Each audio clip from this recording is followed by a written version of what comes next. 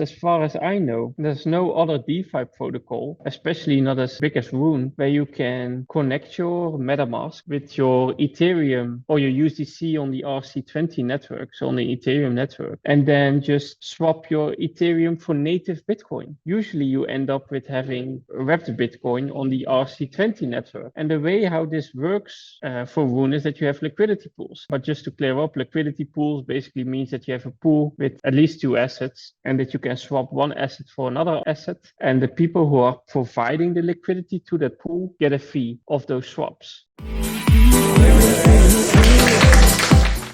Yeah, to the next topic, RUNE is having some upside, I would say. Just an awesome run, right back down from that 89 cents when we started talking about it. So that was cool. And of course, we touched base on it in the past as well. And if you zoom out, it's actually not that crazy yet. But what gives me a lot of confidence, like RUNE has had these issues in the past where it got hacked and got off chain, it got transferred out of the ecosystem, and millions were lost, and all confidence was gone.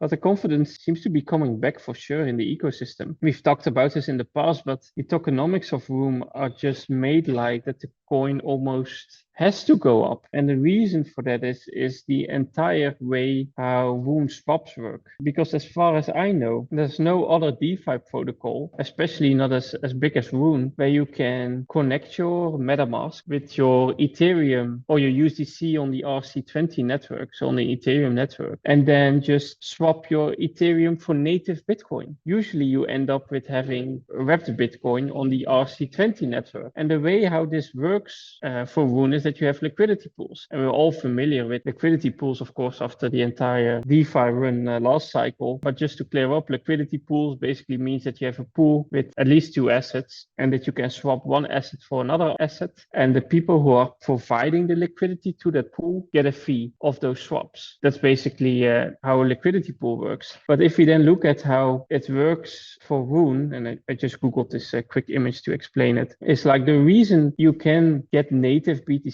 from the RUNE swaps is because they are using RUNE as a intermediate layer. So when you go from Ethereum or USDC on the Ethereum network to Bitcoin on the Bitcoin network, those are two chains that are not compatible. But what's happening in the background is that your Ethereum is first swapped to RUNE. It's put in by using the Ethereum RUNE pool, liquidity pool, and then that RUNE is swapped to BTC by moving that RUNE to the RUNE BTC pool and then providing you with the BTC. So they're using RUNE as a kind of intermediate layer. But what that also means that if you have $1,000 worth of Bitcoin, you also need $1,000 worth of RUNE to be in your liquidity pool. Else you can't do those swaps. That also means that if you want a second pair, for example, like Ethereum, and be able to swap with Ethereum, you need another liquidity pool consisting out of $1,000 of Ethereum and another $1,000 of RUNE. If you add Atom to the equation, you want a new liquidity pool with 1,000 worth of Atom and 1,000 worth of RUNE. So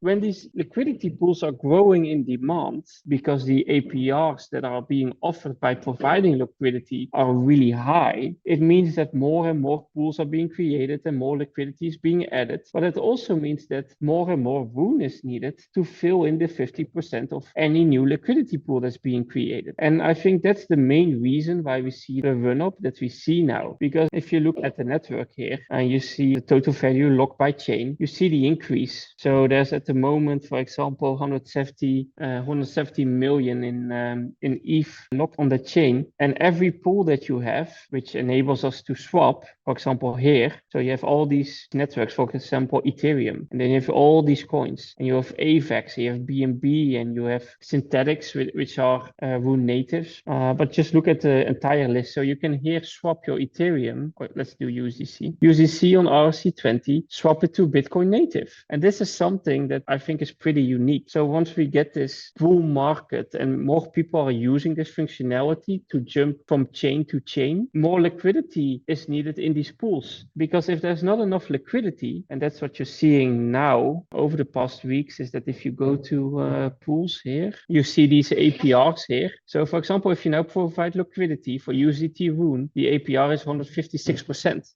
For USDC BTC Rune is 198% in 180 days. Of course, this went up a lot over the past few weeks, and it will go down because more liquidity is being added and more people are drawn to providing the liquidity. But because of that's happening, the Rune price can almost only go up. And that's not taking into account hacks and technical analysis and panic in the market and all that. But long term, if people trust these swaps and more protocols or applications are using the Tor chain for their swaps, this should be growing and the Rune price should go up. So for me, I wouldn't be surprised if Rune hits $100 in the next cycle, but we'll see how it goes. But till now, and this was really something I needed to see, the system seems to be working and proving itself in this last few weeks with all the swaps going on and all the traffic going on. I just wanted to give you a little bit more background story on why I think this Rune is going up, why I think it's not done yet.